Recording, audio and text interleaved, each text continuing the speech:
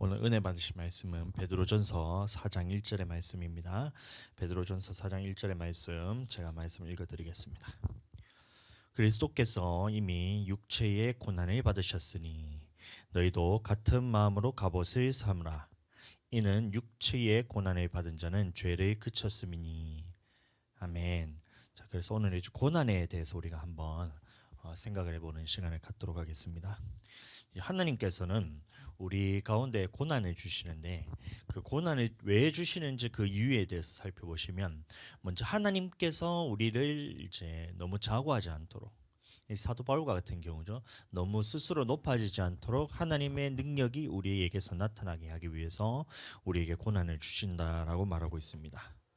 이 육체의 가시를 통해서 이 사도 바울이 하나님 앞에서 너무 높아지지 않고 자신의 연약함을 통해서 예수 그리스도께서 나타나기 위해서 그리스도가 존귀하게 되기 위해서 이 고난이 찾아오는 경우가 있습니다. 그런데 우리에게 대부분의 경우에는 고난이 왜 찾아오냐 하면 이 불순종과 죄 때문에 고난이 찾아오는 경우가 많다는 것입니다. 그리하여서 우리가 죄를 지었을 때 하나님께서는 이 죄의 모습을 그대로 내버려 둔다면 내 영혼이 멸망을 받을 수밖에 없기 때문에 하나님께서 이 죄의 길로 갈 때 또 불순종의 길로 멸망의 길로 갈 때는 하나님께서는 이 고난을 통해서 그 사람들이 돌이키기를 원하시고 또 기도하기를 원하시고 마침내는 영혼을 구원을 받기를 원하시기 때문에 하나님께서 우리에게 고난을 주신다는 것입니다. 고난의 이유가 바로 이것 때문이에요. 하나님께서는 고난을 주시는 이유가 우리를 괴롭히기 위해서 고난을 주시는 것이 아니라 이 고난을 통해서 돌이키고 구원하시기 위해서 허락하신 것이 바로 고난입니다. 대표적인 것이 뭐냐면 사사기 시대 우리가 살펴보시면 이스라엘 백성들은 계속해서 반복해서 죄를 짓습니다. 죄를 지었을 때에 우상 숭배하고 음행하고 또 이방 문화들을 받아들이기도 하고 이렇게 해서 하나님 앞에서 범죄를 하고 죄를 지었을 때 하나님께서는 그 백성들이 그대로 놔둔다면 이 백성들은 멸망을 받게 되는 거예요. 그래서 하나님께서는 이 백성들을 정신 차리게 하기 위해서 어떻게 하시냐면 이방인들을 도구로 사용하셔서 이 백성들에게 고난을 주십니다. 그리고 그 고난을 겪는 백성들은 하나님 앞에서 부르짖게 되죠. 그 부르짖을 때에 그냥 부르짖는 것이 아니라 자신들의 죄를 자복하고 돌이켰을 때에 하나님께서는 어떻게 하시냐면 사사를 보내는 거예요. 사사를 보내서 그 괴롭히고 있는 이스라엘 괴롭히는 이방인들을 다시 쫓아내시고 구원하시고 이렇게 이제 이스라엘 백성들을 건져내시는 겁니다. 그러면 또 이스라엘 백성들은 어떻게 돼요? 태평할 때에 또다시 죄를 짓게 되고 하나님 앞에서 또 고난을 받는 거예요. 또 고난 받으면 어떻게 해요? 이스라엘 백성이 또 하나님 앞에 부르짖고 돌이켰을 때 또 하나님께서는 사사를 보내서 또 구원하시고 이게 역사가 반복이 되는 것이 바로 사사기의 기록입니다. 그런데 우리가 눈여겨보아야 할 것이 있는데 하나님께서는 이스라엘 백성을 왜 고난을 주시는가? 이거에 대해서 우리가 살펴봐야 됩니다. 궁극적으로는 이 고난을 통해서 이스라엘 백성들의 영혼을 구원하기 위해서지만 이것은 하나님의 관점에서 볼 때 그건 겁니다.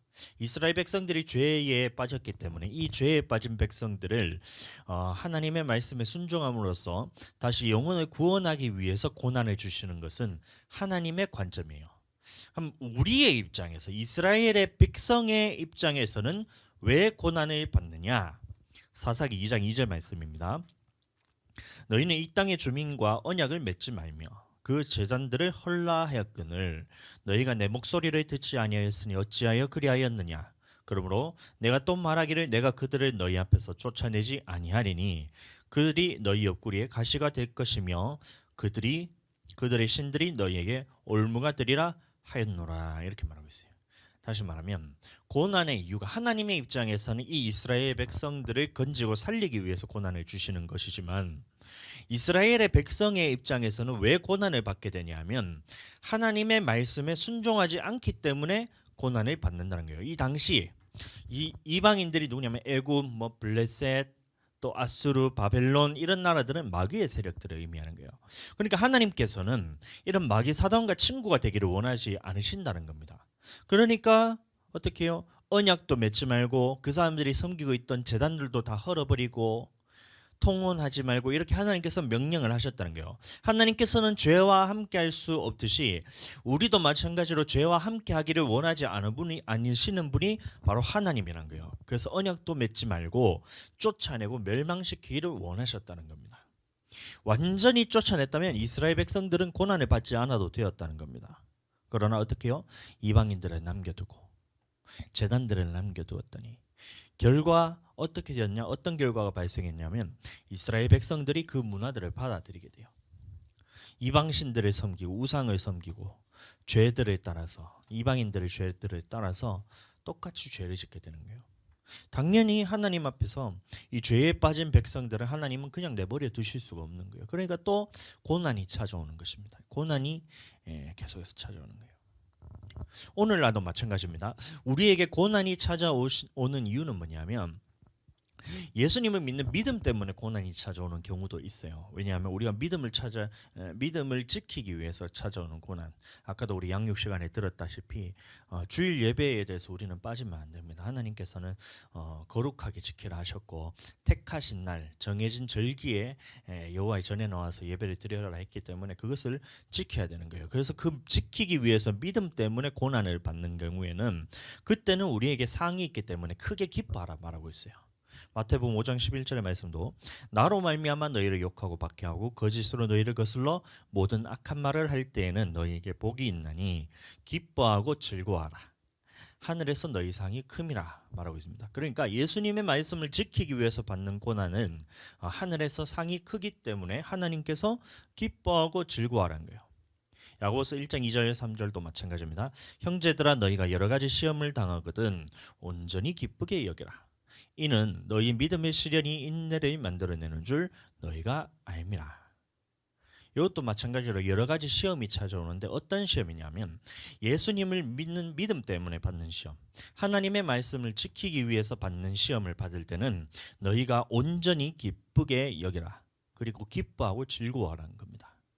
그런데 이런 것은 우리 믿음을 지키기 위해서 겪는 고난이란 거예요.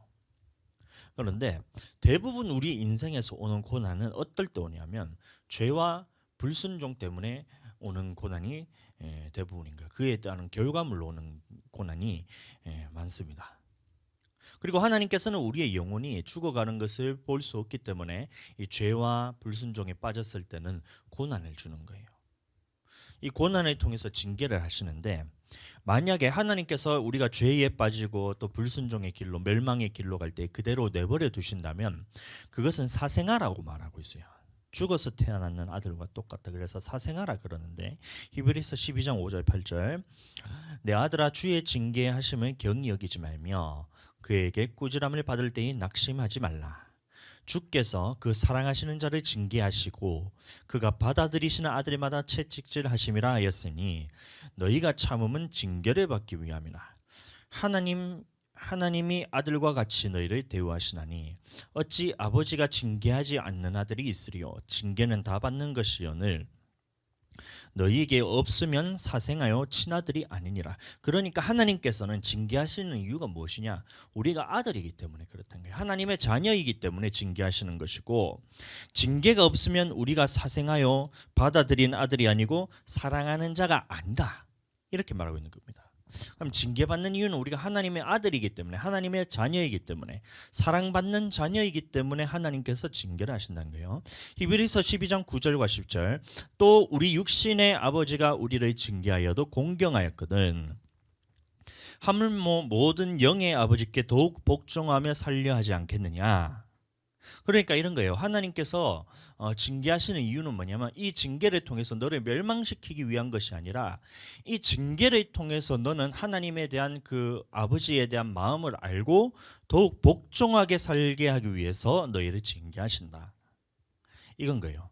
그들은 잠시 자기의 뜻대로 우리를 징계하였거니와 오직 하나님은 우리의 유익을 위하여 그의 거룩하심에 참여하게 하시느니라. 자, 그러니까 징계하시는 이유는 뭐냐면 불순종하는 자들에게 이 징계를 통해서 하나님께 더욱 복종하게 하기 위해서 그리고 마침내는 천국에 참여하게 하기 위해서 징계를 하신다는 거예요. 히브리서 12장 11절 무릇 징계가 당시에는 즐거워 보이지 않고 슬퍼 보이나 후에 그로 말미암아 연단 받은 자들은 의와 평강의 열매를 맺느니라. 그러니까 우리가 징계를 받을 때 그 징계는 슬픈 일이지만 후에는 이 연단을 통해서 우리에게는 의의 열매가 맺힌다는 겁니다. 그럼 다시 말하면 의의 열매란 말은 뭐냐면 예수님 믿는 의가 아니고 하나님의 말씀에 순종할 수 있는 의의 열매를 맺게 되는 것이고, 그리고 하나님의 말씀에 순종할 때 오는 평안의 열매를 우리가 맺는다는 것이에요. 그리고 하나님께서는 이 일을 위해서 우리를 징계하는 것이다. 그러니까 징계가 나쁜 것만은 아니다. 그러니까 고난받을 때 우리는 즐거워해야 된다라고 이렇게 우리가 결론을 내립니다. 좋습니다. 다 좋아요. 그런데 이 말씀은 우리가 현재 고난 가운데 있다면 위로가 되는 말이에요. 누군가 고난 가운데 있다면 이 말씀은 굉장히 위로가 됩니다. 하나님 앞에서 우리를 징계하시는 이유가 야, 나의 영혼을 구원하기 위해서 징계하시는구나. 이 고통이 하나님께서 나를 괴롭히기 위해서 하는 것이 아니라 나를 사랑하시기 때문에 이런 고난을 주시는 거구나. 소망이 되는 말씀이에요. 천국에 대한 소망이 또 생기는 말씀이고 이런데, 그런데 여러분들 한번 생각해 보셔야 돼요. 이 고난이 유익이라 그러는데 이 고난보다 더 유익한 것은 뭐냐면 이 고난 받지 않는 것이 더 유익한 거예요. 안 그래요? 여러분들 고난 받고 싶으세요? 고난 받지 않도록 왜 하나님께서는 고난을 주시냐면 불순종과 죄 때문에 고난을 주신다 했는데, 그렇다면 야, 그러면 나는 고난 받기 위해서 고난이 유익이라니까 나는 더 불순종하고 더 죄를 지어야 되겠다. 뭔가 이상하잖아요. 그것보다 더 지혜로운 것은 뭐냐면 고난 받지 않도록 순종하는 겁니다. 고난을 왜 주시냐? 하나님께서 영혼을 구원하기 위해서. 죄는 우리 가운데 죄를 지었을 때, 또 불순종했을 때, 멸망의 길로 걸어갈 때 하나님께서 그것을 돌이키기 위해서 고난을 주신 것인데, 그렇다면 우리는 고난이 찾아오기 전에 하나님의 말씀에 먼저 순종할 때는 이런 고난은 우리는 받지 않아도 된다는 것이에요. 그러니까 고난이 유익이지만 고난보다 더 유익한 것은 뭐냐면 고난받지 않도록 순종하는 것이 더 유익한 것이란 겁니다. 여러분들, 죄와 불순종의 결과로 고난이 찾아온 것이라면, 예를 들어서 우리가 예수님을 믿는 것 때문에 고난을 받는 것이라면 우리가 피할 수가 없어요. 이거는 피해서 될 일도 아니고 우리는 믿음을 지키기 위해서 또 하나님의 말씀에 순종하기 위해서 고난을 받는 것이라면 이런 것들은 우리가 기쁨으로 감당해야 되는 겁니다. 그런데 죄와 불순종의 결과로 고난이 찾아오는 것이라면 우리는 이런 고난을 찾아다녀서는 안 되는 거예요. 이것을 유익하다고 생각하면서 야, 우리가 불순종할 때 고난받음을 통해서 내 영혼이 구원받는구나, 더 불순종하다, 이쪽으로 가면 안 된다는 겁니다. 죄에 대해서 하나님께서 죄 때문에 우리에게 고난이 오는데 그것이 유익하기 때문에 우리에게 주는 것이야. 영혼을 구원하기 위해서 죄 가운데 잠깐 내버려 뒀지만 그 영혼을 다시 하나님께서 더욱 말씀에 순종하기 위해서, 복종하기 위해서 고난을 주시는 거니까 야, 이 고난도 우리가 받자, 가서 죄 짓자. 이상한 겁니다. 이거는 유익이라는 말이 아니에요. 그 유익에 대해서 잘못 이해하는 것입니다. 부득이하게 우리가 무지해서 하나님의 말씀에 대해서 잘 몰라서 죄를 짓는 경우에는 그런 고난은 우리가 하나님 앞에서 겸허히 받으면서 소망을 가지고 또 하나님 앞에서 유익함으로써 여기면서 기쁘게 받는 것은 맞지만, 고난이 유익하기 때문에 일부러 죄를 짓거나 일부러 불순종하거나 해서 이것을 찾아다니는 것은 미련한 것이에요. 저는 목회를 할 때 저는 쉽게 하고 싶습니다. 쉽게 하고 싶어요. 저는 고난 안 받고 싶어요. 여러분들 어떻게 생각할지는 모르겠지만 저는 쉽게 목회를 하고 싶어요. 이왕이면 뭐 10개의 힘을 줘서 막 안간힘을 써서 막 억지로 해서 막 기진맥진해서 목회를 하는 것보다 힘은 하나만 하지만 일은 10개가 되고 이런 것들은 저는 좋아합니다. 10개만큼 일했는데 일은 하나밖에 안 돼요. 그거는 얼마나 힘들겠어요. 그거 말고 나는 일은 하나 하는데 되어가는 일들은 10개 정도가 되어 있으면 좋겠어요. 쉽게 하고 싶어요. 목회도 저는 쉽게 하고 싶어요. 그래서 저는 이제 목회에 대해서 제가 이제 생각을 했던 것이 있어요. 저는 신학교 다닐 때 저는 이제 목회신학대학원을 나왔습니다. 그래서 목대원을 다닐 때에 거기는 이제 월요일에 수업을 듣고 몰아서 듣는 겁니다. 일주일 수업을. 그 다음에 나머지 모자라는 학점은 이제 방학 동안 채우고, 그렇게 해서 이제 한 학교 커리큘럼이 그렇게 되는데, 그러다 보니까 이제 어떤 사람들이 그 수업을 들으시냐면 대부분 목회를 하시는 분들이 수업을 들어요. 그때 제가 무엇을 느꼈냐면, 야, 물질에 매여서는 목회가 안 되는구나. 물질 때문에 매이게 되면 이 목회가 힘들어지겠구나라는 생각을 제가 그때 들었는 겁니다. 왜냐하면 대부분 목사님들이 어떻게 생각을 하고 계시냐면, 개척교회이기 때문에 힘들다. 그다음에 소형교회이기 때문에 이게 물질적으로 힘들다. 그러니까 중대형 교회가 이 작은 교회를 많이 도와줘야 된다. 그런데 큰 교회가 자기 욕심만 채우기 때문에 작은 교회가 지금 힘들다. 성장할 수가 없다. 이렇게 생각을 하고 계시는 거예요. 다들 그렇게 생각하시더라고요. 저는 그것에 동의할 수가 없었습니다. 저는 작은 교회는 작은 교회 나름대로 많이 베풀고 많이 심어야 하나님 앞에서 내가 그것을 상급을 받을 수 있고, 큰 교회는 큰 교회대로 많이 심고 많이 베풀어야 되고, 작은 교회는 작은 교회대로 많이 심고 많이 베풀어야 된다고 생각하지, 작은 교회라서 심을 것이 없고 큰 교회라서 많이 심을 것이 있다, 이건 저는 동의할 수가 없었어요.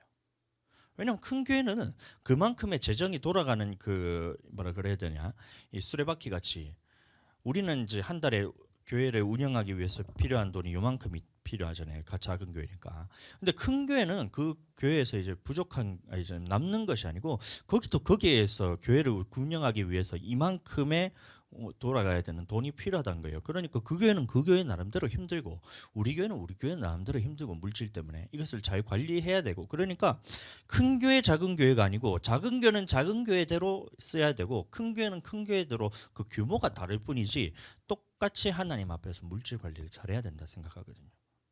그런데 큰 교회는 비판을 하면서 자기 교회는 섬길 생각이 없어요. 아무런 생각 없이 받기만 하면서, 그렇게 되면 어떻게 되냐면 물질로 어려움을 겪게 된다는 거예요. 여러분, 그래서 제가 어떻게 했냐면 그때 결단한 것이, 우리는 누군가 우리에게 후원해주고 또 헌금을 통해서 누군가 주고 우리 교회에 대해서 또 헌금을 하고 이렇게 하면 나는 우리 교회만 위해서는 쓰지 않겠다. 이게 제가 그때 결단한 겁니다. 주변에 있는 어려운 교회들 항상 돌아보고 우리 교회가 할 수 있는 수준에서 항상 남에게 베풀기를 원하는 거예요. 많이 심는 겁니다, 이게. 그러니까 개척교회라서 힘들다, 저는 그 말에 대해서 아직까지 동의를 해본 적이 없어요. 개척교회라서 힘든 것이 아니라 하나님 앞에서 심지 않기 때문에 힘든 것인데, 그 문제에 대한 진단을 잘못하니까, 야, 그러니까 큰 교회가 베풀지 않아서 작은 교회가 힘들다라는 이런 결론이 나오는 거예요. 저는 동의 안 합니다. 개척교회부터 저는 주변 교회에서 돌아보고 이것을 많이 저는 베풀기를 원해요. 금액의 많고 적음의 문제가 아니고, 이 적은 돈도 하나님 앞에서 제대로 쓰지 못하는데 어떻게 하나님께서 큰 돈을 우리에게 맡기시겠냐 말이에요. 그러니까 작은 규모에서부터 부지런히 섬기는 겁니다. 누군가 개척한다 하면 거기 가서 또 헌금하고, 원래 또 할 때 또 하나님 앞에서 또 헌금하고, 누군가 결혼식 한다 그러면 거기 가서 또 축의금 내고, 또 장례식 한다 하면 거기 가서 축의금 내고, 보통 이제 목사님들이 이제 지방에나 이런 아니면 이제 경조사 때 챙기는 거 보면 5만 원 이렇게 합니다. 저희는 그렇게 안 해요. 가서 우리는 10만 원씩 이렇게 해서 헌금을 합니다. 왜냐하면 이것이 다 심는 것이고 하나님 앞에서 갚아 주실 것이기 때문에 힘이 닿는 대로 드리는 거예요. 또 우리 제 은사 목사님께서 또 교회를 개척한다니까 거기 가서는 50만 원씩 드린 겁니다. 마음 같아서는 한 500만 원 드리고 싶었는데, 그러나 교회의 규모에 있어서 우리가 감당되는 선 안에서 하나님께서 채워주실 것이란 믿음을 가지고, 그다음에 할 수 있는 최선을 다해서 최선을 다해서 드리는 거예요. 부지런히 섬기는 것입니다. 얼마 전에 이제 목대원 단톡방에 이제 친구 목사가 기흉 때문에 수술했다는 거예요. 근데 제 마음에 무슨 마음이 들었냐면, 목사님들이 전부 다 이제 뭐라고 하냐면, 이렇게는 카톡으로 누구누구 목사님 빨리 쾌유하기를 기도합니다.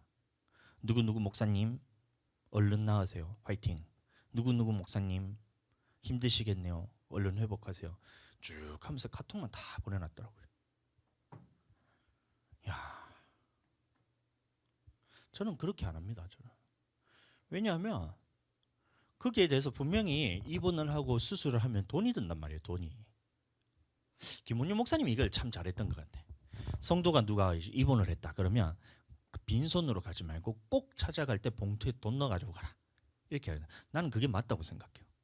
그래서 아프다 하면 가장 먼저 되는 게 어떻게 이 친구에 대해서 내가 도움을 줄 수 있을까? 물질로. 물질이 드니까. 애 둘째 생겼다 하길래 그러면 야 그러면 애한테 어떻게 도움을 줄 수 있을까? 가장 현실적으로 도움을 줄 수 있을까? 돈 주는 거예요. 돈 주는 거. 물질로 섬기는 거예요.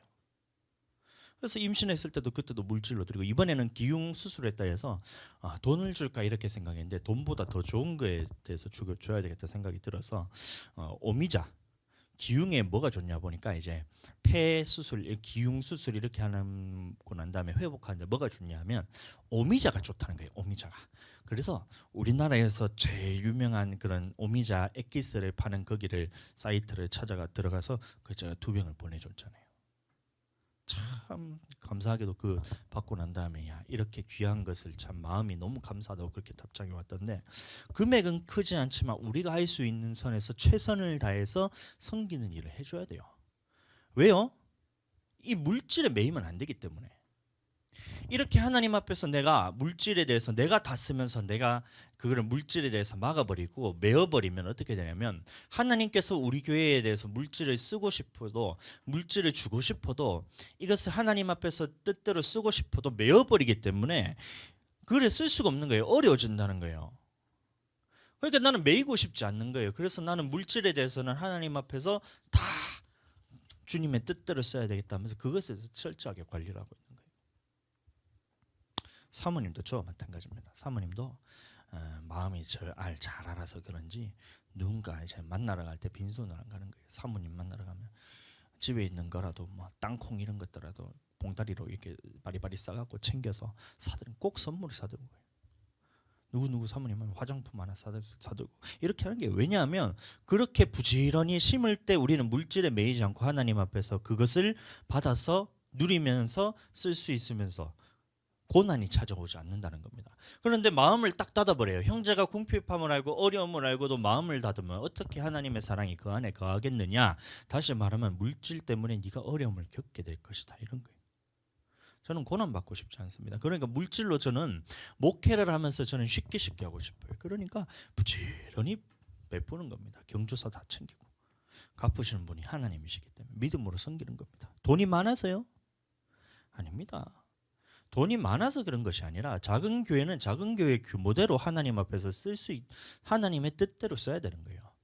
교회가 커지면 대신에 우리는 더 많이 섬길 수가 있겠죠. 지금보다 훨씬 더 많은 재정들이 있을 것이고 또 성도들도 많을 것이고 섬겨야 될 사람들도 그때 많아지겠죠. 필요로 하는 사람들이 굉장히 더 많아질 겁니다. 강남중앙침례교회 목사님이 최병락 목사님이신데 그 목사님 같은 경우는 어떻게 되냐면 우리 침례교단 안에 있는 교회에 대해서 지원을 주겠다는 거예요. 500만 원씩 이렇게 주는 거예요. 저희는 500만 원 하면 우리 지금 갖고 있는 예산보다 훨씬 더 많은 금액이에요. 그래서 그렇게 할 수가 없어요. 20교회니까 1억이죠. 1억. 1억을 가지고 섬기시는 거예요. 우리는 그렇게 할 수는 없어요. 대신에 우리 규모에서는 어떻게 되냐면 누군가 어려움이 있었을 때 그것을 채워주는 겁니다. 우리 교회도 앞으로 커지면 커질수록 그런 규모가 늘어나고 섬기는 분량이 더 많아지기를 기대합니다. 그렇게 되기를 예수 그리스도 이름으로 축복합니다. 그리고 이렇게 우리 물질에 대해서 매이지 않을 때는 그러면 이것 때문에 고난받지 않아도 돼요. 근데 고난이 유익이다 하면서 나는 물질로 어려움을 겪어도 괜찮아 하면서 자기 마음대로 다 쓰는 거예요. 고난받는 거예요. 돌이킬 생각은 하지 않고 빨리 돌이켜서 하나님 앞에서 축복받을 생각을 했는데 그것을 그대로 쥐고 있으면서 물질로는 그러면 자기들은 어렵기 때문에 큰 교회가 자기를 도움만 받을 수 거지 근성을 가지고 있는 거예요. 물질로서 계속해서 고난입니다. 죽을 때까지 고난이에요. 돌이키지 않으면. 만약 고난이 유익이라는 말씀을 잘못 이해해서 전히 물질에 매여 있다면 여러분들 내가 만약에 그렇게 했다면 평생을 물질 때문에 어려움을 겪으면서 살 거예요. 목회가 힘이 들 것 같아요. 물질이 없으면 목회가 힘이 듭니다. 물질에 매이게 되면 목회가 힘들어져요. 그러니 고난이 유익이라 하지만 이왕이면 주님 앞에서 물질 관리를 잘해서 고난 안 받는 것이 더 유익이에요. 저는 고난 받고 싶지 않아요. 힘들고 싶지 않다니까요. 목회를 하는데 힘들 것 같으면 왜 제가 목회를 하겠어요? 사모님도 마찬가지로 목회하는데 네가 힘들게 하려고 너를 목회를 시키겠냐 이렇게 얘기했잖아요. 하나님께서. 저는 그 말에 동의합니다. 목회는 힘들기 위해서 목회를 하는 것이 아닙니다. 하나님의 뜻대로 하나님께서 주시는 그 복을 내가 받아 누리기 위해서 하는 거예요. 세우셔서 하는 것이지만. 그러니까 제가 말하는 것은 예수님 믿는 것 때문에 또 말씀에 순종하는 것 때문에 받는 고난은 우리가 받아야 되는 게 맞아요. 그것은 우리가 기쁨과 즐거움으로 감당해야 되는 것입니다. 그러나 이 고난의 원인 중에서 이 말씀에 불순종하거나 죄 때문에 오는 고난은 안 받는 것이 제일이에요. 안 받는 것이 제일이고 받고 있다면 이것을 즐길 것이 아니라 빨리 돌이켜서 순종함으로써 이 연단의 과정을 끝내는 것이 유익이다 라고 말씀을 드리는 것입니다. 저는 우리 성도님들이 고난을 안 받았으면 좋겠어요. 예수님 믿는 것 때문에 고난받는 것은 기쁨과 즐거움으로 감당했으면 좋겠고, 이 죄와 불순종 때문에 오는 고난은 안 받았으면 좋겠어요. 물질로도 고난을 안 받았으면 좋겠고, 사람 관계 때문에도 고난을 안 받으면 좋겠고, 부부 관계, 부모와 자식 간의 관계도 고난을 안 받았으면 좋겠어요. 행복했으면 좋겠습니다. 이 말은 뭐냐? 다시 말하면 물질 부분에 있어서도 하나님의 말씀을 찾아서 순종하는 관계로 들어가고, 사람과의 관계에 있어서도 말씀 안에서 찾아서 그 말씀 안에서 순종함으로써 다시 연단을 끝내는 과정으로 돌아가고, 부부관계, 부모와 자식 간의 관계에 있어서도 하나님의 말씀 안에서 찾아서 그것을 순종하기를 권면하는 겁니다. 제가 한 가지 팁을 드리자면, 사람과 관계에 있어서 한 가지 팁을 드리자면, 혈기를 부리게 된다면 이제 복음의 통로가 막히게 돼요. 관계가 다 끊어집니다. 시몬과 레위가 있습니다. 창세기 49장에 보시면 시몬과 레위가 있는데, 이 야곱에게서 축복하는 그 장면에서 시몬과 레위는 저주를 받아요. 왜 그러냐 하면, 한번 읽어드리겠습니다. 시몬과 레위는 형제요, 그들의 칼은 폭력의 도구로다. 내 호나 그들의 모의에 상관하지 말지어다. 내 영광아 그들의 집회에 참여하지 말지어다. 그들이 그들의 분노대로 사람을 죽이고 그들의 혈기대로 소의 발목 힘줄을 끊었음이로다. 이렇게 얘기하고 있어요.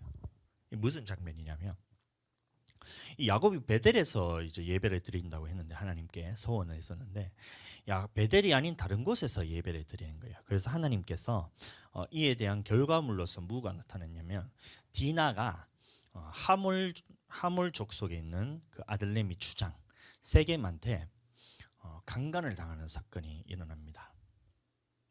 여러분들, 디나가 강간당했을 때 인간적으로 볼 때 시몬과 레위의 분노, 그리고 시몬과 레위의 그 혈기는 정당한 것이었습니다. 여러분 한번 생각해 보세요. 그냥 여동생도 아니고 12남 1녀예요. 12남 1녀. 12남 1녀의 그 동녀, 그 딸내미가 이스라엘 백성도 아니고 이방인들에게 강간을 당하고 돌아왔어요. 할례 받지 못한 벌레와 같은, 쓰레기와 같이 여기는 그런 이방인에게 강간을 당하고 돌아왔어요. 그러면 혈기가 나는 것이 당연하고 화가 나고 분노하는 것이 당연한 것 아닌가요? 여러분들 그렇게 생각할 수가 있어요. 당연한 것이 아닙니다. 당연한 것이 아니에요. 그런 정당한 상황에서도 혈기를 부리게 되면 어떻게 되냐면 복음이 막히게 됩니다. 이걸 잘 이해하셔야 돼요.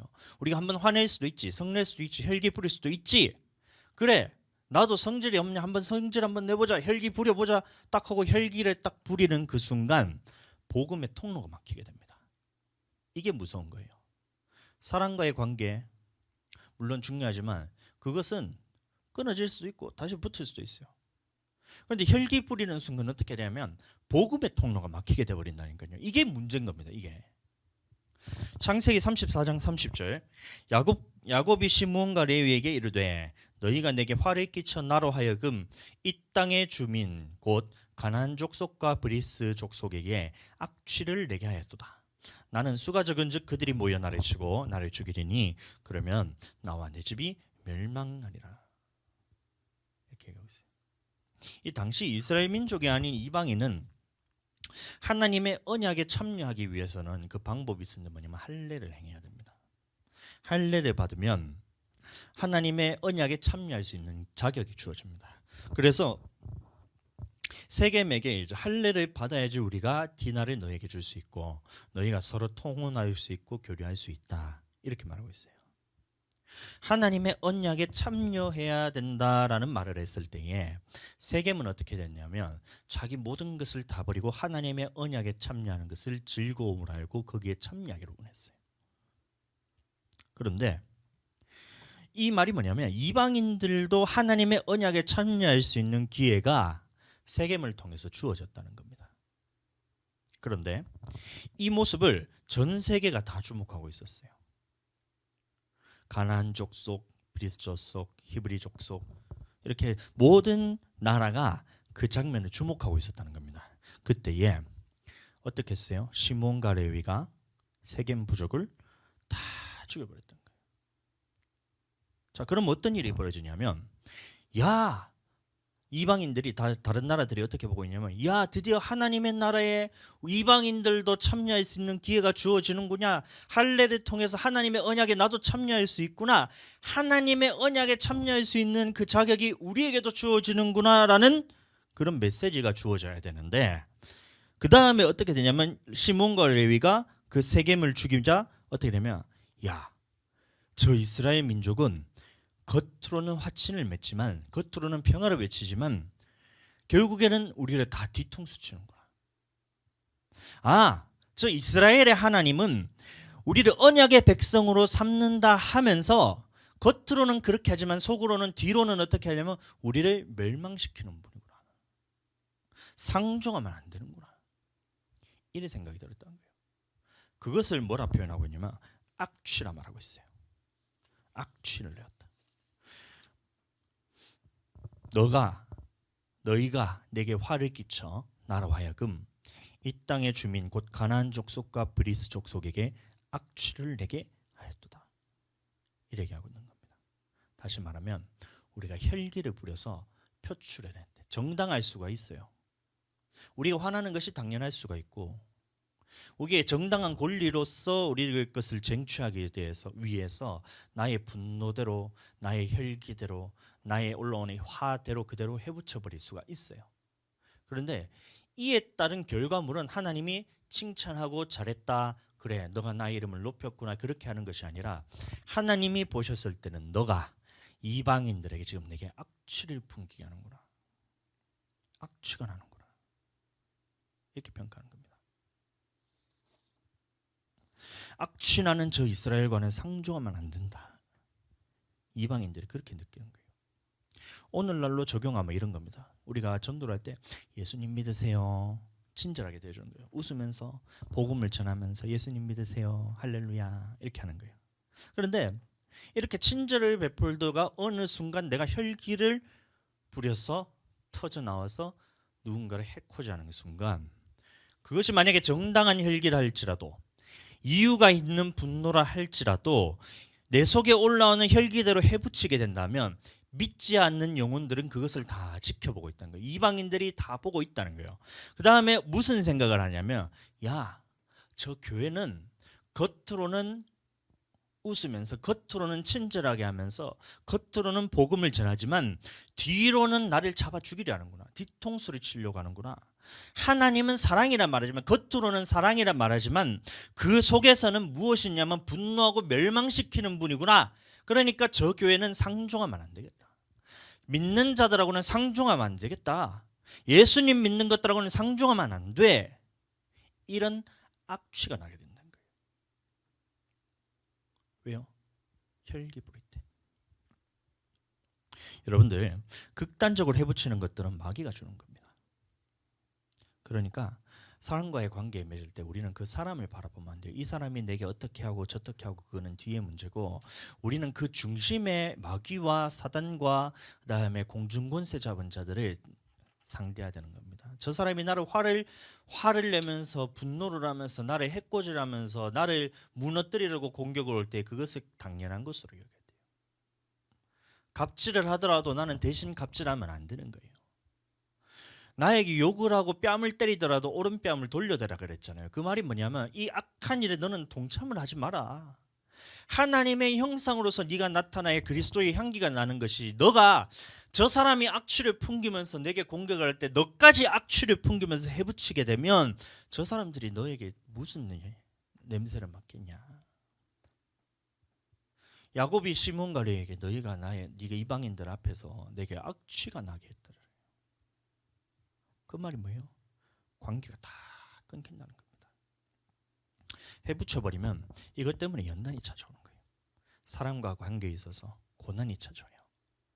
여러분들, 그러니까 지나간 것은 어쩔 수 없어요. 지금부터라도 혈기가 올라올 때마다 이것을 어떻게 하냐면 성령으로서 눌러야 됩니다. 찍어 눌러야 됩니다. 그러기 위해서는 우리는 어떻게 해야 되냐면 우리는 계속해서 성령 안에서 머무르는 기도를 많이 하시고 이 감각을 키우셔야 돼요.